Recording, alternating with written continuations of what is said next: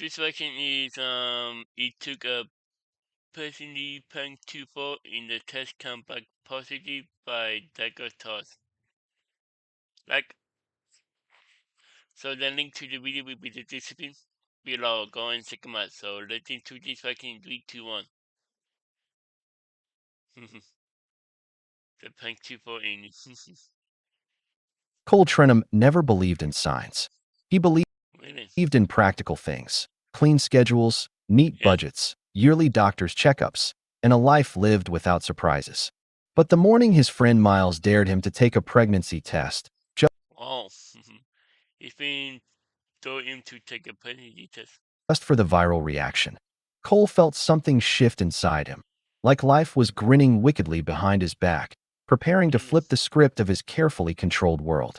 He didn't know it then, but that tiny plastic stick, a joke meant to fuel a 3-minute video, would unravel 29 years of assumptions about his body, his identity, and his future. It would force him to revisit a past he had buried so deeply that even the truth forgot where it was kept. And it would eventually push him into a cold hospital room where he would face a diagnosis no one ever expects to hear. Not a man, not a woman, not anyone. The prank started harmlessly. Miles had bought a cheap pregnancy test, slapped the package on the table, and laughed the way he always did whenever he wanted to coax Cole into something ridiculous. Cole wasn't in the mood. He had been feeling off for weeks, exhausted, nauseous in the Really? mornings, and No, it says in the morning. Yep, it's pregnant. Yep, it's pregnant. Because nausea in the morning is one of the signs of pregnant. Yep, it's pregnant. achy deep in his lower abdomen. He chalked it up to stress and caffeine withdrawal, but it lingered stubbornly. When the test was pushed into his hands, Cole intended to play along only long enough for Miles to record his exaggerated eye roll. But as he stepped into the bathroom, something stopped him. A strange mix of dread and curiosity pulled at him. Maybe it was the persistent nausea. Maybe the faint tenderness he had been ignoring. Or maybe the memory of that odd, hushed conversation he overheard between his parents when he was 13. The one where his name was whispered along with medical terms he never learned to pronounce. He took the test anyway, not as a prank, but as a quiet dare to himself, though he didn't know what he was daring himself to confirm. 5 minutes later, the test blinked back at him with 2 bright pink lines. Positive. Cole stared at the test, as if willing the ink to rearrange itself. His throat tightened. Yeah. His hands trembled. Behind the door, Miles was still laughing, unaware that the joke had just detonated into something frightening and real. Cole never showed the test to Miles. Instead, he threw on his jacket, muttered something about an errand, and rushed into the icy November air. He drove straight to the one person he had avoided calling for years, his mother. The look on her face the moment he walked in told him she already suspected why he was there. She sat him down, the weight of unspoken years settling heavily between them. Then she explained everything, slowly, carefully, with trembling hands. Cole was born with a rare intersex condition. Internally, he had a small but functional uterus fused deep within his pelvic cavity, something doctors had recommended monitoring over the years. But his parents, overwhelmed and frightened, listened instead to a conservative specialist who urged secrecy and normalization. Cole was raised entirely as a boy, medically stable, with no outward signs of the condition. The internal organ remained quiet, dormant, like a ghost room in an abandoned house. But it wasn't empty, and it wasn't inactive. Cole felt the room spin as his mother described the possibility, small, unlikely, but medically documented, that an internal ovulation could occur and, under extremely rare circumstances, could result in conception if sperm somehow reached the organ through microscopic passages most people didn't know existed. He felt the air shift around him as years of confusion suddenly snapped into place. The cramps, the occasional strange bleeding that he had always rationalized away, the morning nausea, the exhaustion, and now the positive test. A prank had peeled open a truth that had been living inside him since birth. Cole's mother drove him to an urgent private clinic, one she had hoped never to return to. The doctor on duty, Dr. Harlow, recognized Cole's file instantly, her eyes softening as she greeted him like someone welcoming back a grown child they once treated. The ultrasound room was cold and humming with sterile anticipation. Cole lay on the table, staring at the ceiling tiles while gel spread over his skin. Dr. Harlow moved the probe lower, searching for something she both hoped and feared she would find. When the monitor flickered alive, the room fell silent. On the black and white screen, nestled deep in the shadowed pocket of tissue, was a faint flutter, an unmistakable sign of life. A heartbeat. Cole felt his own heartbeat Heartbeat for collide Miles. painfully against his ribs. He wasn't supposed to be able to carry life. He wasn't supposed to be capable of conception. He wasn't supposed to be anything except the man he had always known himself to be. Yet Yeah. the evidence glowed bright and undeniable on the screen. Yeah, Dr. basically. Harlow asked him the question he had been avoiding. Had he been intimate recently? Cole immediately thought of Arya, someone who had drifted into his life only briefly a month earlier. They weren't dating. They weren't even in the same city anymore. It had been a fleeting moment of vulnerability on a night when Cole felt unusually emotional, overwhelmed by stress he didn't admit to anyone. He hadn't considered the encounter anything more than a mistake. But now that moment, accidental, impulsive, unplanned, had the power to alter everything about his life. Dr. Harlow gently explained that although incredibly rare, his particular internal anatomy made pregnancy possible if the timing aligned with a spontaneous ovulation. That night with Arya Mm. had landed exactly within the microscopic window where nature had quietly opened the door. Cole felt heat rise behind his eyes. The situation was too much, too impossible, too surreal. He wasn't built for this. He wasn't ready. He didn't even know what this meant. The following days blurred into a fog of confusion. Cole kept everything secret, terrified of questions he couldn't answer. His body felt foreign, its aches new, its tenderness strange, Oh. its changes unsettling.